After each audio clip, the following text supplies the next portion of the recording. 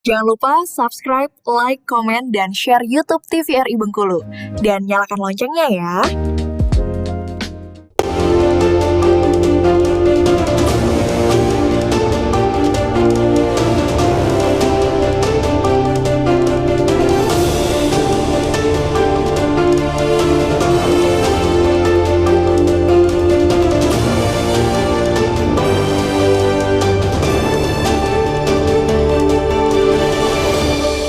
Terima kasih Anda masih bersama kami di Beranda TVRI Bengkulu, masih dengan tema yang sama terkait dengan waspada penyakit di musim pancaroga. Pak Tri, bisa dijelaskan terkait dengan kondisi cuaca? Ini kan BMKG kan sering share ya informasi cuaca setiap harinya, gitu kan. Bahkan ada yang per waktu ya Pak ya? Ini keakuratannya seperti apa Bapak? Apakah ini bisa sewaktu-waktu berubah? Dan ini jika berubah, faktor penyebabnya apa saja biasanya? Baik, berdasarkan hasil analisa ya, analisa ya kurang lebih ya berapa tahun saya di sini dan juga tambah lagi di analisa teman-teman forecaster, dampak yang paling terbesar adalah dari luar. Contoh misalkan ada tekanan rendah di Samudra Hindia atau dimanapun itu pengaruhnya pasti ke Bengkulu. Yang seharusnya Bengkulu ini panas, tiba-tiba hujan. Contoh kejadian pada saat penutupan Festival Tabot. Itu diprediksi hujannya padahal seharusnya dini hari. Iya. Jam 12, jam 1 Pak. Ternyata setengah 12 udah hujan. Ketika lagi puncak-puncaknya ya? Iya, puncaknya. Pas dianalisa teman-teman fokus ternyata ada faktor X tadi itu. Ada tekanan rendah. Ya di Australia kalau nggak salah kemarin tuh yang mengakibatkan lebih cepat hujannya. Seperti itu. Memang kalau di Bengkulu nih kalau terkait dengan informasi cuaca sudah semua merata. Namun tadi Pak disampaikan faktor X ini sebenarnya lebih dominan juga seperti itu. Nah alhamdulillah kemarin pada saat Coffee Morning di Pantai Panjang di MD Land di RBC itu dihadiri oleh Pak Murlin selaku Kadispar, terus beberapa instansi vertikal dan instansi OPD juga hadir bahwa 90% BMKG keakurasiannya sudah cukup baik. Bukan cukup, sangat baik sekali. Ya, karena 90%. Kenapa seperti itu? Setiap ada kegiatan atau momen apapun itu di Pemprov pasti BMKG dilibatkan. Seperti itu. Jadi alhamdulillah ya tanpa bangga dengan saya sendiri atau dengan BMKG tapi dari Kepala Dinas Pariwisata sudah menyampaikan bahwa 90% keakurasian BMKG memberikan informasi itu udah tepat dan akurat. Namun hasil analisa ternyata ada beberapa hal yang faktor X tadi seperti itu.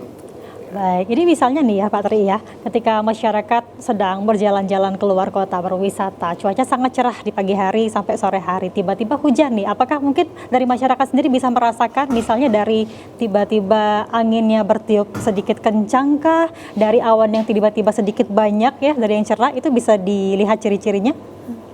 Sebenarnya simpel aja sih. Kalau secara mata telanjang ya, mata telanjang, kita lihat ke awan aja, satu awan. Kalau awan itu berubahnya cepat, otomatis suhu, tekanan itu pasti akan berubah.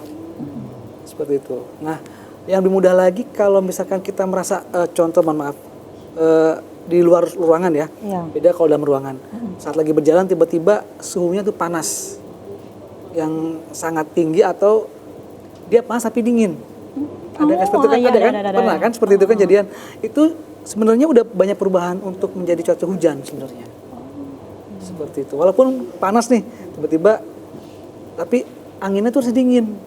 Pernah kejadian sekitar 2 hari lalu kalau nggak salah. Paginya tuh panas tapi ada hujan. Nah, itu udah masuk pancaroba, perubahan seperti itu. Tapi kalau misalnya ini panas terik tapi hawanya juga panas nih. Nah, tadi kalau seperti itu biasanya sudah masuk musim kemarau, namun tidak maksimal. Dengan maksimal artinya gini, di kota panas terik disampaikan, tapi di kabupaten kayak Seluma aja, nggak usah jauh-jauh Seluma lah, Sukaraja, mana? Singgri ya, Singgri. Arah Betungan tuh, saya lupa nama daerahnya, itu nggak hujan. Iya, hujan lokal seperti itu ya. Kenapa tadi? Lebih dominan adalah hujannya hujan lokal. Iya, iya. Seperti itu. Tadi balik lagi ke topografinya Bengkulu. Balik-balik ke kondisi topografi. Iya, karena memang jarak antara laut, pantai, daratan, lembah dan pegunungan tuh nggak beda jauh jaraknya, nggak terlalu jauh, hanya sekian kilo saja. Iya, iya, iya. Baik. Sedangkan di Pulau Jawa sampai sana jauh-jauh jaraknya. Pegunungan dengan darat. Iya, betul sekali, Pak. Baik, tadi kan Bapak Roslian ya, kembali ke Bapak Roslian ini kan juga mengatakan terkait dengan cek kesehatan gratis yang sudah Betul, mulai berlangsung Bapak ya. Ini dari semua kalangan bisa berpartisipasi dan juga ini mungkin dari persyaratannya ada Bapak? Ya, jadi program cek kesehatan gratis ini adalah program Quick Win Presiden kita Bapak Prabowo, di mana program kesehatan gratis ini sasarannya adalah seluruh jumlah penduduk, ya, seluruh semua umur. Nah, tentunya cek kesehatan gratis ini sudah kita laksanakan dan di launching pada bulan Februari dulu ya, dimulai. Kemudian kita sudah launching bulan Ramadan dulu oleh Pak Gubernur di setiap kabupaten dan ini sudah berjalan ya. Nah, cek kesehatan gratis ini awalnya sebenarnya hadiah untuk ulang tahun, tapi berubah bukan pada saat ulang tahun, tapi diberikan kesempatan masyarakat itu untuk cek kesehatan gratis 1 kali minimal dalam setahun, ya, agar tujuannya untuk melihat ya, untuk mendata penyakit-penyakit apakah saja yang cenderung ya diderita oleh masyarakat. Kemudian juga agar masyarakat itu sendiri bisa mencegah secara dini ya, sehingga biaya untuk misalnya dia sakit dia akan tertekan ya, karena dia sudah dapat mencegah apabila sudah tahu ada penyakit di tubuh dia. Nah, cek kesehatan gratis ini sudah dilakukan kepada anak sekolah juga ya. Dan kemarin kita sudah dimulai kepada anak sekolah rakyat, di mana sekolah rakyat ini ada di 2 kabupaten, yaitu di Kota Bengkulu dan Kaur, dan juga sudah memulai cek kesehatan kepada anak sekolah lainnya. Nah, tentu ini sangat berguna bagi kita sehingga kita bisa tahu apakah ada penyakit yang bisa kita langsung cegah untuk lebih berat, kemudian langsung dilakukan intervensi atau pengobatan lebih cepat. Begitu. Persyaratannya Bapak, adakah yang perlu dibawa? Ya, kalau persiapannya tidak datang saja ya ke puskesmas.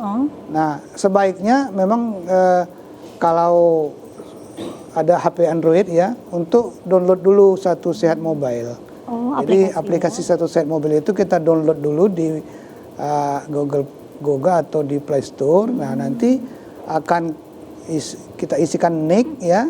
Nanti akan keluar aplikasinya. Nah, di situ kita bisa melihat fitur-fitur ya. Ada fitur pendaftaran, cek kesehatan gratis.